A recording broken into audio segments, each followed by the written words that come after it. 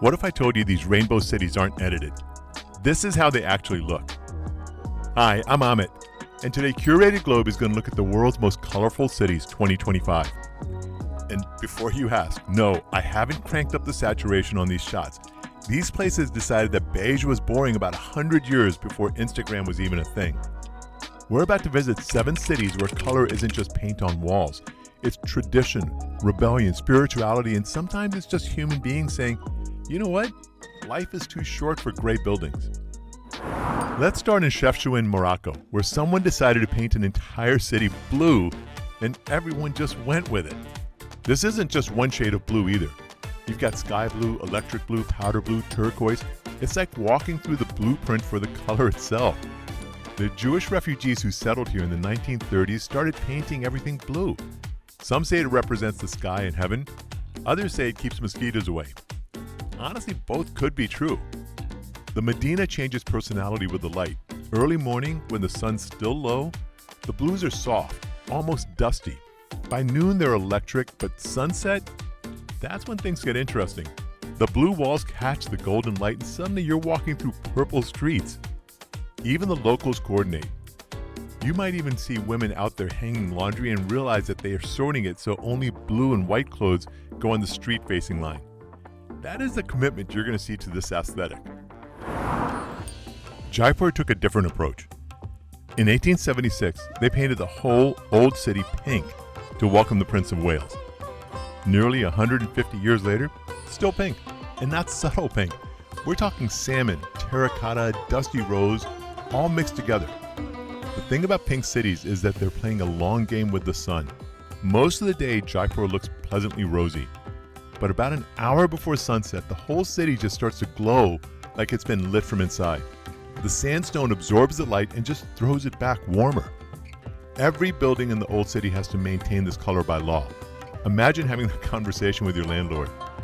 Sorry, you want to paint it what? Blue? No, that's illegal. During Diwali, when everyone adds marigold garlands and lights, the orange and pink combination is just something else. The whole city looks like it's celebrating color itself. Burano, near Venice, might be cheating because it's actually technically an island. But when you see these houses reflected in the canals, doubling every color, you're going to forgive me. Legend says fishermen painted their houses in bright colors to see them through the fog. But here's the fun part. If you want to paint your house in Burano, you have to ask the government, and they'll tell you which colors you're allowed to use based on your location. There's actually a color plan, and someone's got a job deciding this stuff. The best time to see Burano is actually on a cloudy day. That sounds wrong, right? But cloudy light is often soft and even, so the colors pop without harsh shadows. Photographers know the secret: overcast equals saturated colors. Valparaíso is what happens when you give a city to street artists and say, do whatever you want. The houses were already colorful, clinging to these steep hills, but then the artists arrived. This isn't random graffiti. The city actually commissions artists. You've got 3-story murals next to tiny tagged doorways next to someone's grandma's house painted canary yellow since 1952. And somehow it all works. The staircases here are artworks themselves. One looks like piano keys, another one is a rainbow, another has poetry written on each step. Climbing stairs becomes part of the experience, not just the way to get somewhere. And this city changes constantly. A wall that was blue with birds last year might be green with geometric patterns now. It's like the whole city agrees that permanence is just overrated. Bo-Kaap in Cape Town has a different story. When slaves were freed in the 1800s, they could finally own houses. To celebrate their freedom, they painted them in the brightest colors they could find. Now it's this incredible neighborhood where each house seems to be trying to outcolor the next one. Lime green next to hot pink next to cobalt blue. Table Mountain sitting in the background just watching this color party happen. The residents here actively maintain this tradition. It's not for tourists, though obviously the tourists love it. It's about remembering that these colors represent freedom, ownership, and joy. During Eid, when the Muslim community here celebrates, they add even more color with decorations and lights. The whole neighborhood becomes this explosion of celebration that matches its everyday experience.